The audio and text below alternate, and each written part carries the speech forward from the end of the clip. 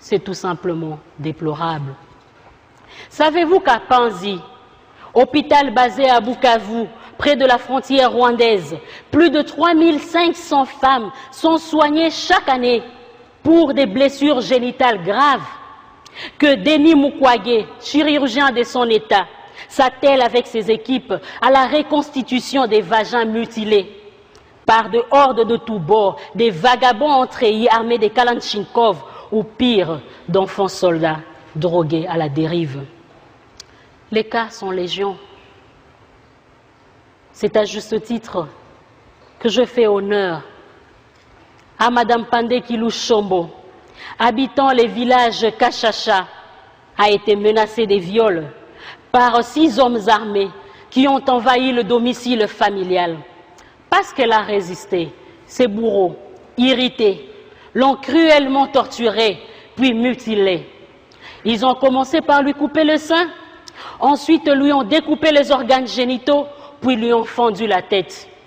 Ces extraterrestres ont enfin emporté dans un sachet en plastique les organes ainsi coupés et les matières cervicales de leurs victimes.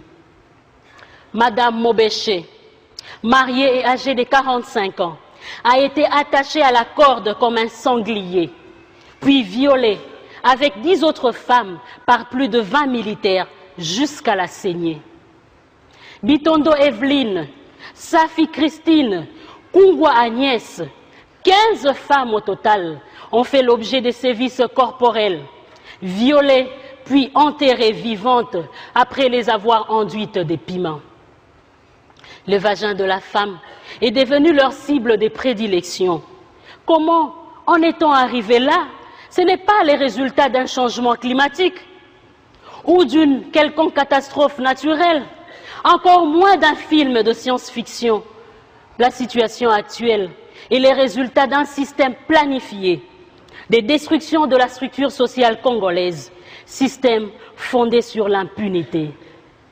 Ma plaidoirie n'est qu'un avant-goût macabre de ce qui se passe réellement en RDC.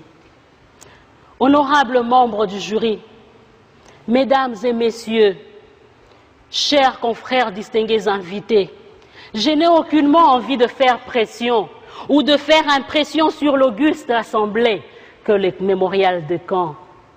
C'est pourtant la douloureuse réalité du quotidien de femmes, jeunes filles et maintenant bébés de sexe féminin qui vivent en RDC, tout simplement parce qu'elles sont nées femmes. Mais parlons-on pas aujourd'hui du féminicide? Comment peut-on concevoir que Fatouma, 730 jours sur la terre des hommes, soit prise pour cible si ce n'est pas que la mentalité du viol devient de plus en plus un mode de vie dans les villes de mon pays? Nous, rassemblés au mémorial de Caen, nous sommes aujourd'hui en droit de mettre un terme à cette barbarie qui se passe en RDC. Oui, nous sommes en droit de dire non et de briser le silence afin que l'humanité tout entière entende notre voix de révolte. Ne disons-nous pas que ces faits constituent les crimes contre l'humanité? Jusqu'à quand l'humanité sera-t-elle narguée par ces hors-la-loi? Jusqu'à quand abuseront-ils de sa patience? Son inertie est-elle signe de faiblesse? Son silence est-il complice? Suis-je face aux hommes? Je suis convaincu que oui. Voilà pourquoi je suis venu dénoncer ces crimes odieux. Au nom de toutes ces femmes qui ne peuvent pas porter plainte, au nom de toutes ces femmes qui n'ont pas eu le privilège comme moi de se tenir au devant de cette auguste assemblée, au nom de toutes ces femmes qui ne peuvent plus se regarder dans le miroir sans avoir honte de leur corps, au nom de toutes ces femmes meurtries dans leur chair, déshonorées, rejetées, battues, torturées, violées, mutilées, tailladées, brûlées vives, tuées ou pire, enterrées vivantes. Au nom de Fatouma, dont le corps est détruit et qui aujourd'hui est enfermé dans un silence traumatique.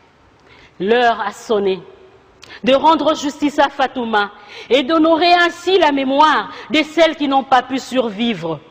Sinon, l'histoire nous jugera sévèrement parce que nous avions su et pourtant nous n'avions pas agi. Je vous remercie.